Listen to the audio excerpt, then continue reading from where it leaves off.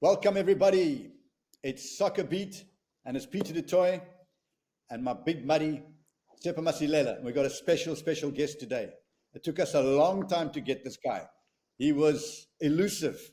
He was like a winger, not like a centre back. You know where to find a centre back. A winger you can't find. But eventually we trapped Sia. Sia, really pleased to have you here. Really pleased to have you here at SoccerBeat. Welcome, my brother. How's life in Romania? First of all, I just want to say thank you for having me in SoccerBeat. Actually, it's my first time being here, and I'm happy to see you, and I'm happy to see Tsepo, my former player. Good. Tell me, what do the fans call you there? Can they pronounce your surname? No, they can't. Like they just call me Ngezana because they can't say Ngezana. They just call me Ngezana. Yes. Well, it's close enough. It's close enough. Let's start at the very beginning. I mean, you and Tsepo met at Kaizer Chiefs. You know, you came there, funny enough, I don't think a lot of people know this, you came there from Orlando Pirates. What was the move? How did you get a move from Orlando Pirates youth to Kaizer Chiefs youth? It started as a trial, you know. I was playing in amateur in Soweto. Yeah, I was playing for Future Stars in Soweto. Then I had some trials. Then I went to the trial for Orlando Pirates. They announced that they have trials. Then that's where it all started. And then that's where I progressed to play for Orlando Pirates. But how did you get the move from Pirates across to the enemy, Kaizer Chiefs? How did they let that happen? I would say it goes like it was about the opportunity, you know, because at Chiefs they never announced trials. They never announced trials. I don't know how it was hard to get to Chiefs, you know. So my brother saw a website like that. They announced trials for Orlando Pirates. They're gonna open the academy after it was closed for. If you still remember the scandals Yes. of age cheating. Yes. So they wanted to open the academy. Then that's where it all started. And then we follow the procedure. And then I went to the trial. Then, yeah, I started there. Then they picked me up there. Fantastic. That's at Pirates. And then, but as I say, what made you move from Pirates youth to Kaizer Chiefs youth? The reason that made me to move to Kaizer Chiefs, we were playing the Academy League. If you remember, in Pirates I was playing as a striker. Oh, And I didn't then know that. I started, and the reason being because I started like to trial as a centre back. They hosted the trials in Sibukeng in Val. I failed my first trial. Then as a defender, I failed my first trial because you only get a few minutes, 15 minutes. If you can relate, I don't know if you can relate when you. Wow. There's a lot of people when they announce trials. There's a lot of people, and you don't even get enough time to show Yes, a case like to time. thousands. You know. Yeah, there's a lot of people, and they only give you. I think we play 15 minutes, if not 20 minutes maximum. And for us as a defenders, maybe the ball won't come even to show your skills, how to defend and stuff. And then, so that's how it happens. And I never got selected. Then I tried my luck again when they announced the final trial at Mayfair. That's where I try. And then because of a lot of numbers that they are coming when they announce defenders and midfielders, they're always going to be numbers that are coming, you know. And then when you say strikers, only few people. Then I wanted to try maybe as a striker, you know, because there's a lot of numbers being a defender. There's a lot of numbers being a midfielder. Then I tried, maybe let me try my luck to play as a striker because of my height. Because I wanted to make sure that this time maybe I don't want to come back home and say that I failed the trial, you know. So I try by all means to be selected. So then you eventually moved from striker back to your original position, centre back. Yes, that's where it all started. And then I registered. Then I got picked being the player of Orlando Pirates. Then we played the Academy League. Then after the Academy League had finished, I got released. I was one of the players that got released, and then I went to Kaizer Chiefs. That's where I went to Kaizer Chiefs. As a striker or as a defender? As a striker. Okay. Then when I went to Kaizer Chiefs, I met the late Ryan Fouquet. He's the one that introduced me to academy. Then yeah, he asked me what position do you play. I said I play as a defender. I wanted because I didn't want to play as a striker anymore because eventually they saw that I'm not a striker. I'm not the natural striker, you know, at Pirates. Then I wanted to play my original position at Kaizer Chiefs. Right. Before we talk about your first impressions of Tsepo, when you met Tsepo there, and Tsepo's first impressions of you when he met you there as a youngster, I just want to tell all the viewers out there, 50% of you watching this show right now are not subscribed. Please, guys, subscribe. The only way we got Sia on is he said, how many subscribers? And I told him 50,000. So we're only on 30,000. We've got to get 20,000 on here quickly before he leaves. So, guys, come. We need 20,000 on, otherwise he's going to leave us. And also, guys, please don't forget to support our sponsors, Betway. Go on the Betway site, press the SoccerBeat tab, and get yourself 25 Rand extra bet. Sia, before I ask you that, you obviously signing for Man United at the end of the season as a centre back. I see you got the kit on already. Hopefully one day, hopefully. Well, you got the kit. You're halfway there. And listen, Yeah, I've watched halfway them. I'm not a Man United fan. I've watched them this season. I think they could deal with you there. If Maguire can play, you can play. But no disrespect to him. It's about how good you are. Tsepo, you first saw this young man. He's a big guy. You're a defender. Yes. What are your first impressions? Was he noisy? Was he quiet? Was he skillful? Tell him the truth. What did you think? Peter, my first impression, he was not noisy, very humble, hard-working guy. When he came through to the first team, it was made a couple of them from the disc team. He was close friends with Wiseman Mayiwa. He was said he was involved in an accident and his career was cut short by an accident. So they were close buddies, and they didn't feel like they're senior guys. They would come hard at training, like, hey, young boys, take it easy. One thing about them, they had big heart, and they got him stuck from the very first session, we had with him. And fortunately, Coach Steve Compella fell in love with Sia, and also Wiseman, he liked the boy, Coach Steve, because Coach Steve likes strong defenders that get stuck in. But yes, but he was a very quiet, humble, hard-working guy, and very respectful. That's what I liked about him when he first joined the first team. The respect, he showed respect to the senior guys, and he was a player that wanted to learn. Also, he was willing to learn and to take advice from the senior guys. He was respectful until he went into the tackle. Then he was no prisoners. and no Sia, prisoners when it comes to that. Yeah. What was Tsepo like? What was he? I mean, what did you think? Do you think, hey, look at this guy. He thinks he plays for Bafana, played overseas. Hey, man, he's not so good.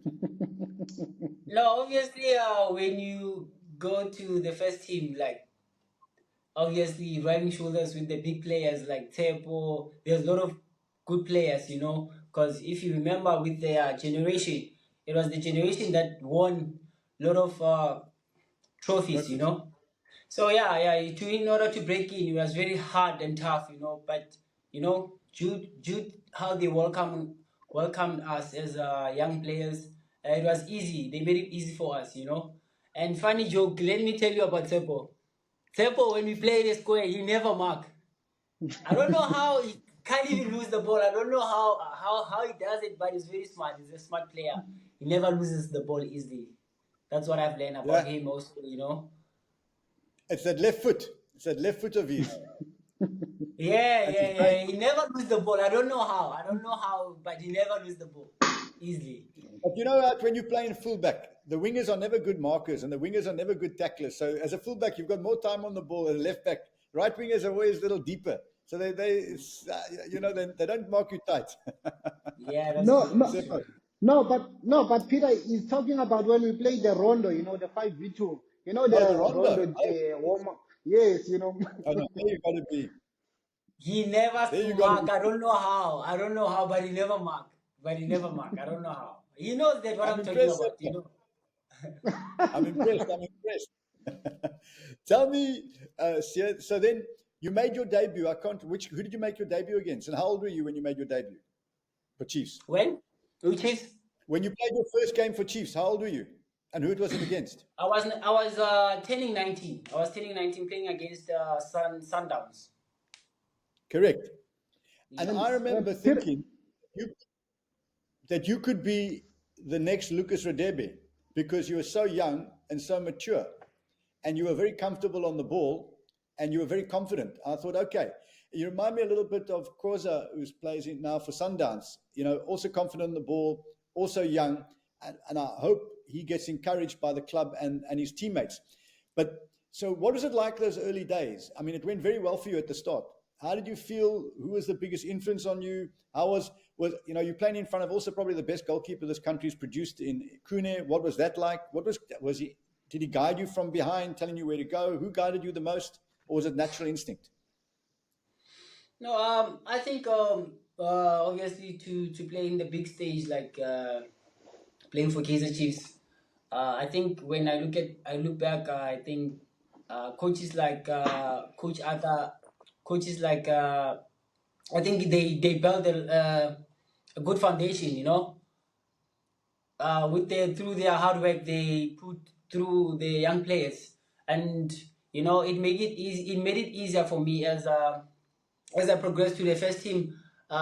Coaches like Steve Compella, he had a lot of faith in us, as youngsters. Then that's where I capitalized the opportunity, and then I grabbed with both hands, playing against Sundowns, which was a big game for me. And it was my first debut, and players also, they made it easier. Senior players, they took all. They said, like, before I played the first game, they say, no, just take it easy. The pressure is on us, not only you. Just go there and enjoy and just express yourself. Then I felt I was not having any pressure. I was not having any pressure. So yeah, that's all worked together. The time I played that game against Sundowns, and I scored the goal. Like, if I still remember, I scored and we won that game. Correct. I mean, you were right up there. Then, I mean, also, by the way, playing as a defender, I mean, I'm asking you this question as well, Tsepo. When you're playing as a defender, I mean, I was a striker, so this thing never crossed my mind. But playing as a defender, when you've got a goalkeeper that will get you out the mess, like Khune, I mean, you could make a mistake, Khune's there. How does it make a defender feel? I mean, Tsepo, how did you feel playing with Khune behind you? No, Peter, it gives you that comfort, knowing that you've got one of the best keepers behind you. It gives you that comfort. And he was also a good communicator, Kune. He could read things, and he helped us. He helped us a lot, with our sometimes positioning and being aware of the men coming. But it gives you that comfort as a defender, to be honest. Yeah, and Sia, when you made a mistake, like anybody makes, and every defender makes, what was Khune? Was he encouraging afterwards as a captain and as the goalkeeper behind you? How would he handle it after you made a mistake that possibly he had to get you out the mess by making a save? Like, it was happened in many games with many defenders. Would he comment? Would he be harsh, or would he be encouraging, or would he keep quiet? No, actually, Kuda was, always verbal at the back, always communicate with us. Before something happened, he always make you aware, That's a good thing about him. He always vocal at the back, and it makes it easier for you to read the game. And whenever we doing a mistake, he always encourages the next one, focus on the next one, because you can't change the past, It's more like you can't change the past, focus on the next one.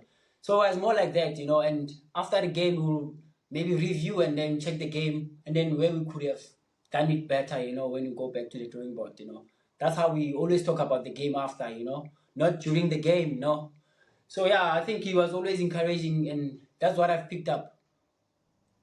Yeah. So if I look at your full career at Kaizer Chiefs, I felt that your career would have been with far more highlights, and you'd still be there today, so to speak, because you looked a natural in that position, like I would expect something with Khoza. And the only thing I thought you could possibly leave Kaizer Chiefs for, same as I think for Khoza at Sundowns, and even Pirates Ngoboza, is that it's to a big team in Europe. Yet it seemed to go a bit wrong towards the end of your career. I mean, I know Tsepo wants to talk to you about kind of how that happened, but how do you feel about that kind of journey? I mean, it's taking you to a good place right now, but you've done that yourself. How did you feel the emotion? You've been there from the youth, you've made your debut, you've done well. Then, like any young player, you can go through bad spells. But it seemed to be almost the fans didn't forgive you. How did it feel emotionally for you? Because I don't think fans realize what happens to a player in these situations. And maybe there's a good opportunity for you to let the fans out there, the Chiefs fans right now, how you felt, how you handled it, how you overcame it. If you can speak from your heart there. I think for me, playing for a team like Kaizer Chiefs, it helped me a lot, for my career. It built a lot of a character, it took out the best from me, the pressure, hence they say like pressure produce diamonds, I think if it wasn't about Chiefs, I would have struggled to be at Europe, like in Europe here, like where I'm playing in some of the things. But because now the foundation was built the time I was playing for Kaizer Chiefs, all the hard times, good moments and bad moments, I've learned a lot, and then it made me the person that I am today. And with Chiefs, I've experienced good and the bad, and where we went through a rough period for a long time, Hence you see now like we're still in the drought, like we're still like trying to win trophies, and then it doesn't come. They're trying, but it doesn't come, And I know the situation. I've been there, Yeah, so I'll say for me it was a learning experience, I took that experience and then it helped me to be the person that I am today. If it wasn't about Chiefs, I don't think I would have been in this 100%. team, I would have played in Europe. And so I thank Chiefs and all highs and lows. They taught me lot of things about myself also, as a player. How strong I am.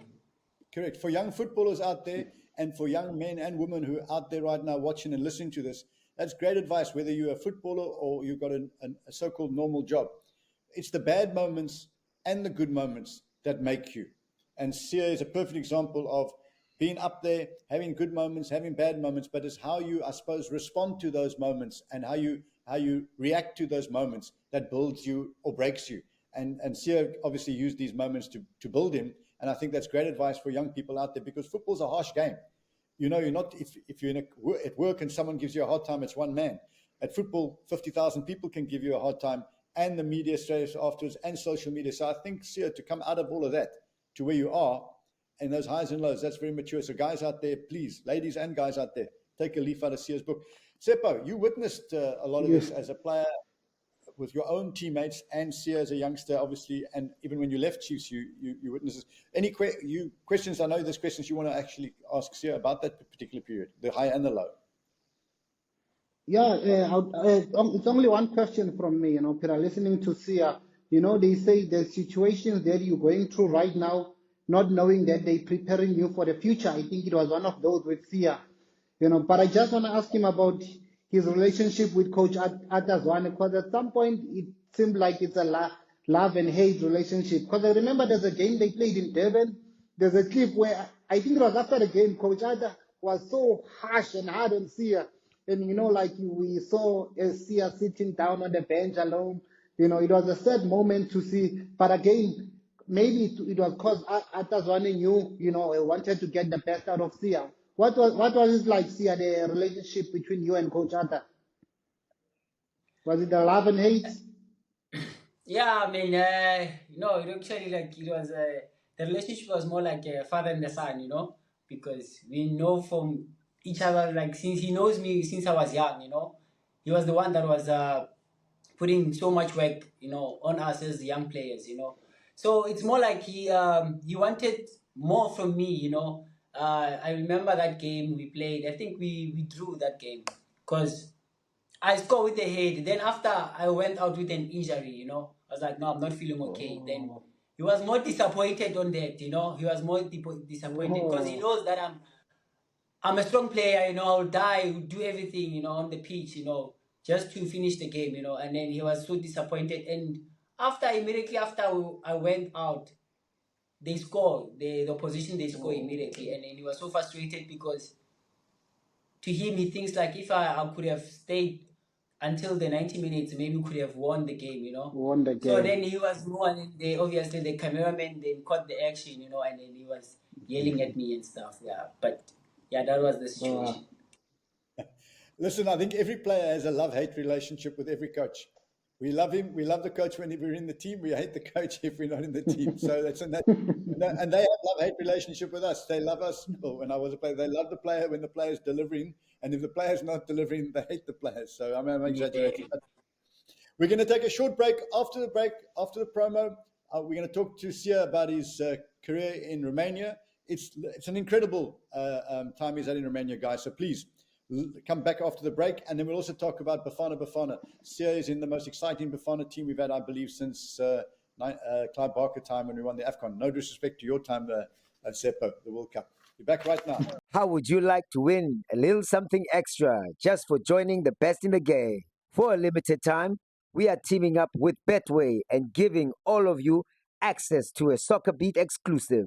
If you join Betway using the sign-up code SoccerBeat now, you'll get 25 Rand extra bet. That's right. It's time to get way more out of every bet. Standard T's and C's apply. Welcome back, guys. It's SoccerBeat. It's Peter Toit, Sepa Masilela, and Sian. How do they say it? I'll say it like them. Ngezana. Is that how they say it? Ngezana. Okay. We'll do it the Romanian way. That's where you're getting the money, so we may as well do it their way. So, soccer fans out there, most of you won't know that the team that Sia's playing for is a massive team in European terms. They have won the Champions League. They actually won it. It's called the European Cup. They've won the Champions League. It's an incredible. They've won 27 league titles, 24 cups. It's the Kaizer Chiefs, the Land Pirates of Romanian football. You won't know. You may not recognize the name because FCSB. They were the army team, so they couldn't call themselves the army team anymore. They were called Siyabonga. It's a massive team. You can Google it. I mean, do you get big crowds every game or only for the big games there, Sia?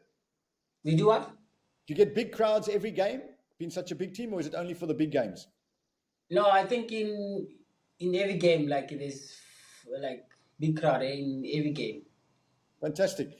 So if you look at your career, I mean, did you even know where Romania was? I mean, most people in South Africa, myself included, I know it's in Eastern Europe, but I wouldn't even say exactly where it is. Did you know about Romanian football? How did that move come about? Were you worried about it? Did you realize it's going to, you couldn't possibly think it's going to be such a great move like it's been? Yeah, actually, like it was. I only knew when the season was about to come in, like coming to an end. That like there's an offer from. It was not the FCSB, but it was a Sheriff. Oh, yeah. Yeah, Sheriff. Like it's a team from Moldova, so it was like. I already knew when I played my last season with Chiefs, knowing that there's a move, and it was Sheriff before. And then after the season comes to an end, my contract, I was left with 1 year, I think, with Kaizer Chiefs, and then it was coming to an end. And then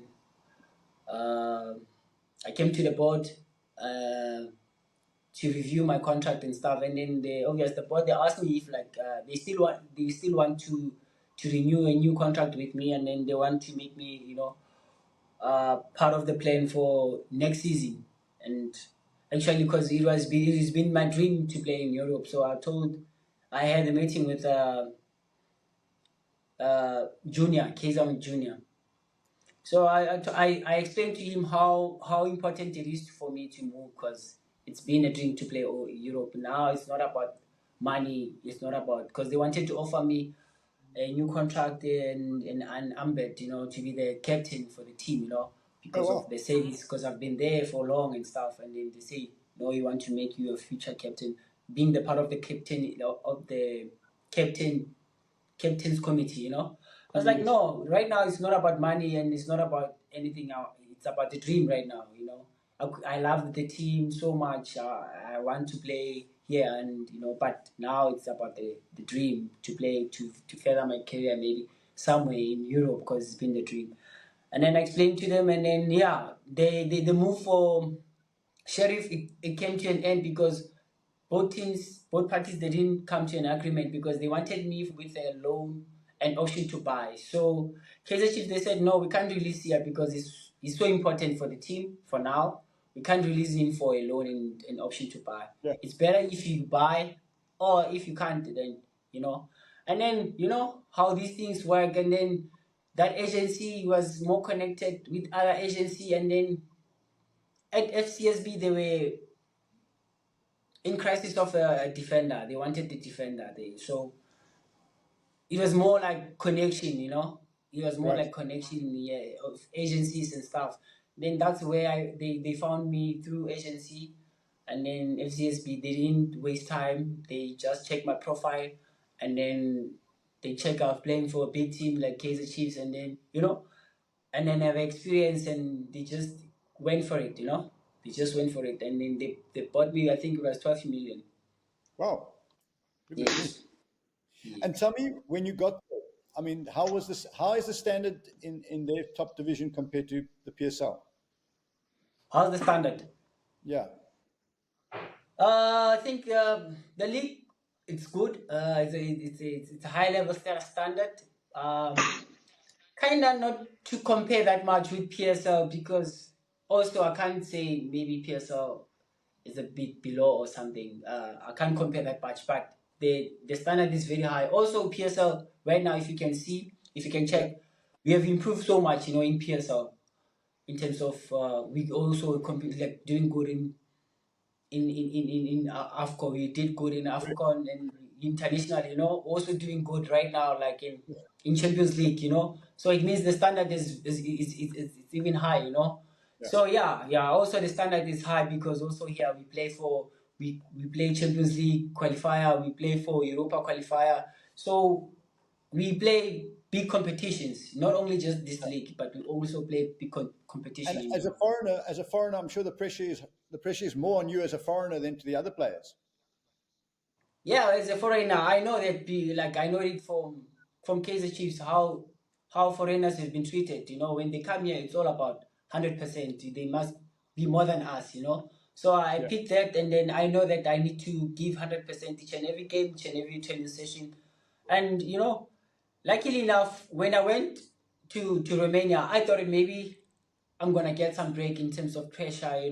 Maybe I'm getting to find myself, and then it was the same story. I thought maybe I'm gonna cool down, and then maybe take a rest from pressure, and then play my football. But like, it was the same story. When I went there, they were in the drought of 9 years of not winning anything, and it's a big team. It's the same like likes of Sundowns, Orlando Pirates, Kaizer Chiefs.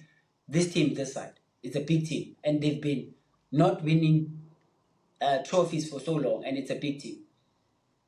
So the pressure was more high. It was more like I'm coming from pressure, and I'm going to another pressure, But it was more different here, because the environment, the facilities, everything, it was more different. But I enjoy it, and I embrace it, because I come from pressure.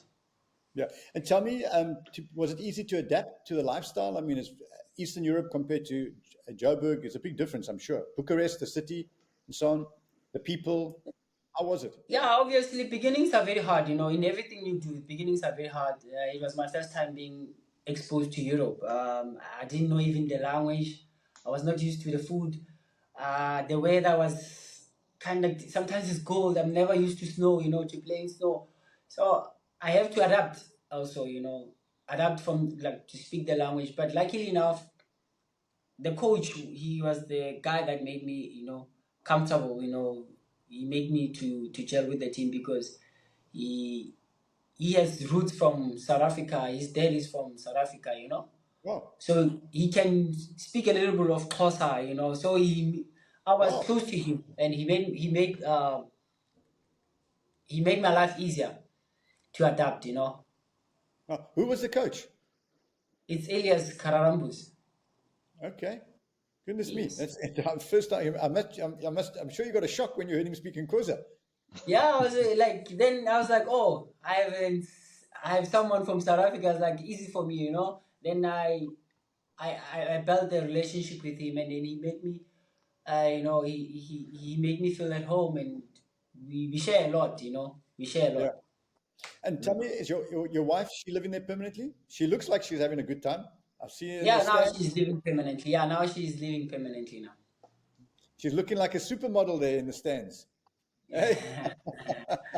She's You the one number one supporter. you the David Beckham of Romanian football, I think. The Yeah. Seppo, anything you want to ask Sia about? I mean, you went through the same experience going to a country that people didn't know about. South Africa didn't know about. You joined the top team, Maccabi Haifa. I mean, you must what Sia's saying now must ring bells for you.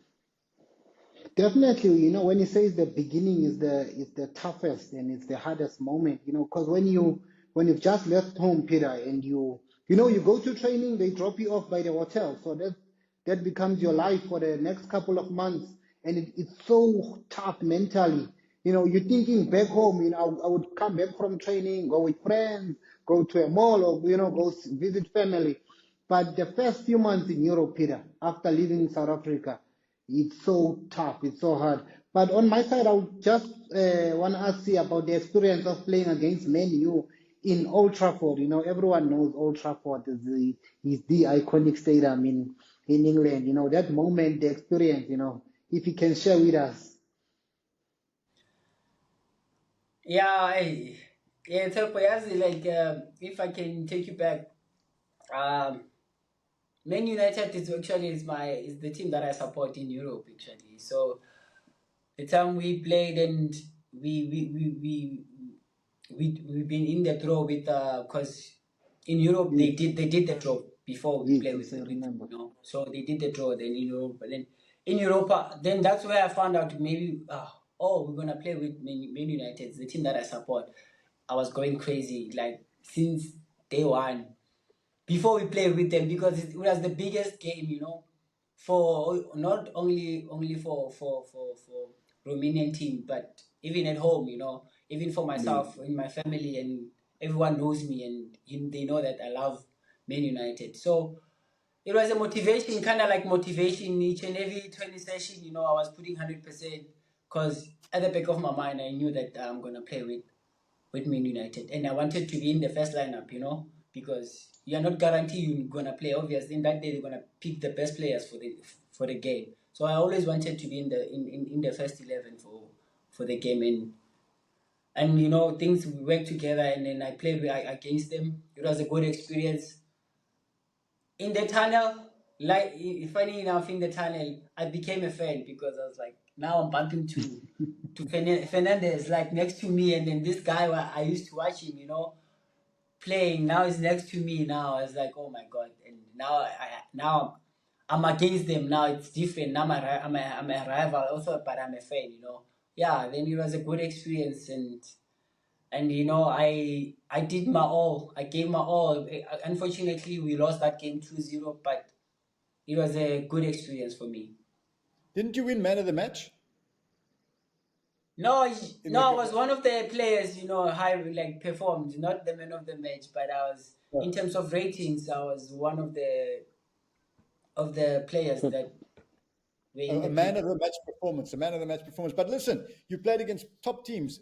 PAOK, one of the biggest teams in Greece. Rangers, one of the biggest teams in Scotland. Olympiacos, the biggest team in Greece. Hoffenheim, top Bundesliga team. Lyon, top French team. I mean, these are big teams. Yeah, I mean, Chiefs is a big team. FSCB is a big team as well. But this is big time stuff. I mean, it's incredible. But want to jump to Bafana Bafana. I mean, you've been playing in Bruce's team recently. We've got an exceptional team. What's the magic that Hugo Bruce has brought to the team, to Bafana Bafana? Because he's brought something. It looks like a club side almost. They look like everybody's together. We play great football. We got the whole countries behind Bafana Bafana for the first time in a long, long time. What is he like? I mean, you played under lots of coaches. He's in his 70s, 72. What does he bring there that makes everything seem to click into place? Yeah, I can say first experience working with Hugo Bros. He brings players. He wins the dressing room before anything. I we are more like a family when we are there. We are more like a family. The When we are there, we become one. There's no player that maybe will say this one comes from Europe, or we become the same. And there's no star and there's no big star, so he treats us the same. And also, you know, he's different. He has the mentality. His mentality, I can say, like he's from Europe. The way he thinks, you know, he does things his own tactics, and then he's not convinced. He's stubborn, and he believes in whatever that he believes in, you know. And then he can bring the best from each and every player, you know. And he challenges you as a player, you know, individually challenge you as a player. What is expected? What do he expect from you? You know what to do when you get there in the pitch. Right. So listen, Sia, there's a big promise you've got to make to us right now. We've got to win the AFCON. You've got to promise us that you're going to win the AFCON, or at least get in the final. And we have got to qualify. Sia, we have to qualify for the World Cup. Please do me a favor. Will you check all the bookings for us? We don't want, someone's got to check the bookings. We don't want this happening again, because we deserve to be there. I want to go to America. I want to sit in the stands. I want to see you and the guys there in the World Cup. That's my dream. That's my dream. We had the dream at 2010, but we wanted to have this time by qualifying. Tsepo, you've got to come with. We've got to watch the guys. From Hugo and the team. We have to win the AFCON, or at least get in the final, and we have to qualify. And that, guys, everybody there, get to that 50,000, because that's going to tell Sia and Hugo that, listen, all these people are saying the same thing. 50,000 subscribers are saying, come, we need you there. Sia, anything before we close that you want to mention to the fans out there in South Africa now that you've got this opportunity? Yeah, only thing that I can say, just to maybe to the upcoming footballers, maybe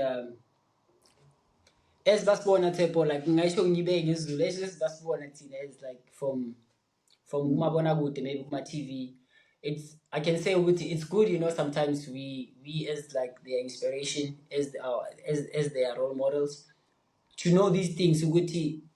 They mustn't expect we never went through a hard patches, you know, in life. And it's good when you go through those things, and then so that they can see to be the Sia that you are today. It's not because of only good moments. Also, you know, you go through bad moments, you know. So they must take it. They must take it as an inspiration, when they face maybe trials, maybe, you know, difficulties, you know, they mustn't give up on anything, you know, more especially in the dream. You are the one that knows the dream, so how much important it is. So it's good abantu abafana nani sibukela kubo like you also go through mistakes, you also go through, you know, challenges, and then you overcome them kanjani, with focus, with working hard, discipline, you know. Yeah, that's the only thing that I can share maybe with upcoming footballers. And there's something I think Sia left out. You also can get a big pocket full of money when you make it. He's doing well. And maybe a good lady on your arm. Tsepo, please. Sia, thanks a million. We're going to get you back again, because we got to hear more. There's so much more we can discuss. I want you to tell us more about after Bafana games and so on and so forth. Tsepo, final word from you to Sia and to the readers out there and the viewers out there. No, man, just to see a big thank you to for you, to you, Sia, for availing yourself, you know, to SoccerBeat and the SoccerBeat lovers. I'm sure everyone is gonna enjoy this episode. And yeah, man, we wish you nothing but the best. Hopefully, you know, we'll see you in the World Cup and you can win the AFCON. I don't know, does it bring more pressure, Sia, to you guys? Because, you know, they run you in, you know, the country, the dream is alive. Like you've made everyone dream in South Africa. Does it bring more pressure? I think it brings more pressure because you have to, if you remember, we have to do better than, because we went like last year, we went, I think, that position, right? Yes, So correct. right now it means like we need to maybe to do better, and maybe if not Go higher. winning it, go more up, I think this team is going to do, we've got such good spirit. The country's 100% behind us, behind you guys. We all united. I think the spirit is right there. I believe we can do this, but we leave it up to you guys. Sia, Tsepo, thanks very much. Love you lots. We speak again. Cheers, guys. Thank you. Peter.